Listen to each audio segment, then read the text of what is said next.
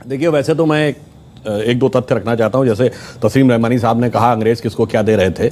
हमने बचपन में पढ़ा कि मोहम्मद अली जिन्ना बहुत बड़े वकील थे और उस जमाने में शायद उनकी आमदनी 4,000 रुपए पर डे से ज़्यादा थी, जो आज भी बहुत बड़ी चीज़ है।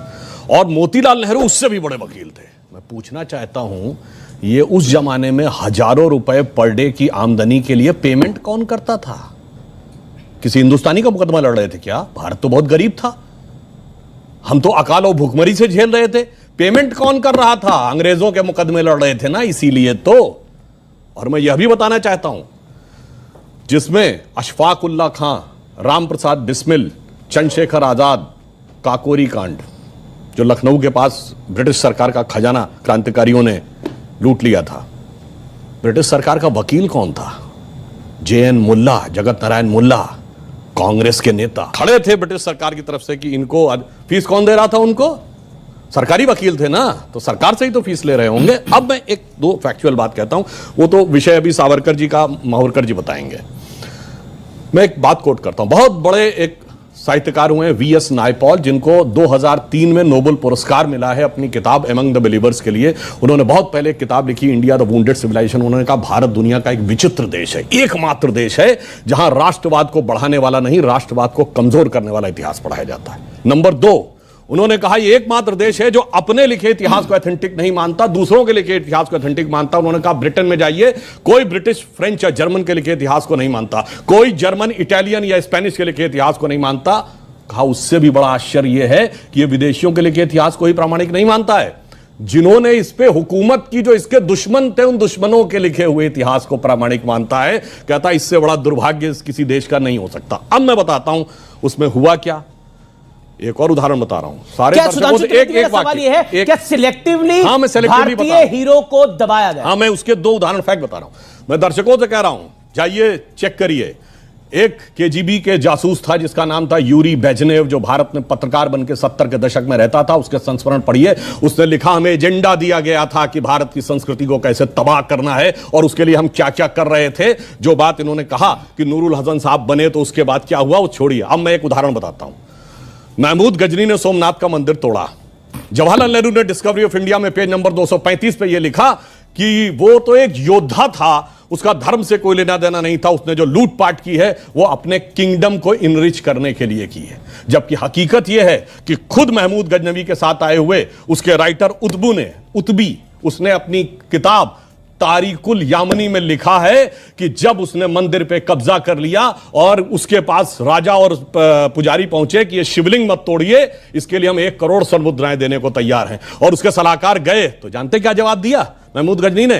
कि मैं तोड़ूंगा जरूर, इसलिए कि कयामत के दिन मैं बुत फरोश के रूप में जाना जाऊं, बुत शिकन के रूप में जाना जाऊं, बुत फरोश के रूप में। यानी नहीं पता पढ़ाई जाती, यानी ट्रेवल, यानी मैं एक बुत फरोश का मतलब हुआ कि जो मूर्तियों के साथ बिजनेस कर रहा हो, उसके लिए नहीं, मूर्ति को तोड़ने वाला। फिल्में हम लोग देखते हैं, युवा पीढ़ी को प्यार मोहब्बत की बातों में बड़ा आनंद आता है। एक लाइन और कह दूं तो, प्यार मोहब्बत की बात हो तो क्या नाम याद आते हैं? शाहजहां, नूरजहां, जोधा अकबर, सलीम अनारकली, शीरी फरहाद, लैला मजनू, यही पढ़ाया गया ना। जबकि एक मुगल बादशाह बताइए जिसकी 1 दर्जन से कम ऑफिशियल बीवियां रही हूं, और एक भी बादशाह बताइए ऐसा कैसा प्यार था तो 10-10 के साथ हो जाता था। स्त्री के प्रति समर्पित निष्ठावान प्रेम का प्रतीक 3 पीढ़ियों से हमारे दिमाग में ऐसे भर दिया गया कि बच्चे से पूछिए तो उसे यही याद आता है। इसे कहते हैं एजेंडा, और एजेंडा सिर्फ एक तरफ नहीं था। इंडिया गेट के सर्किल पे घूम जाइए, बाबर रोड, हुमायूं रोड, अकबर, वो सब तो अलग है। आपको मानसिंह रोड भी मिल जाएगी, मगर राणा प्रताप रोड नहीं मिलेगी। जब RSS कहती है कि भारत से जुड़ी चीजों की निंदा की जाती है, विजयदशमी की स्पीच में दोबारा मोहन भागवत ने इस बात को बोला, और तो और भारत के हीरो से प्यार नहीं किया जाता। आपके सामने हम अपने हीरो को किस तरह आंकते हैं? देखिए अमीश देवगन जी, पहली बात तो यह है कि मोहन जी भागवत ने जो कहा है वो मुझे लगता है कि इस सरकार के क्रियाकलापों से खिन्न है, क्योंकि मोहन जी भागवत को तो ये मालूम है कि सरकार किसकी चल रही है, वो किसे कहना चाहते हैं।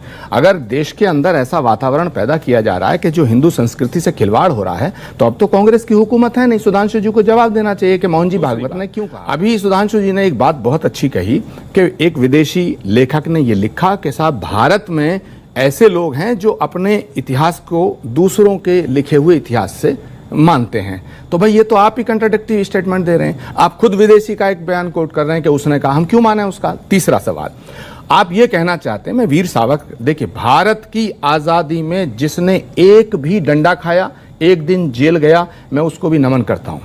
दूसरी बात, भाजपा, कांग्रेस, समाजवादी, फलाना, लेफ्ट राइट, ये सब चीजें अलग हैं, लेकिन भारत की आजादी में अगर किसी को जेल भेजा गया और उस पर यातनाएं दी गई उसको, तो मैं उसको प्रणाम करता हूं, उसके बलिदान को नमन करता हूं।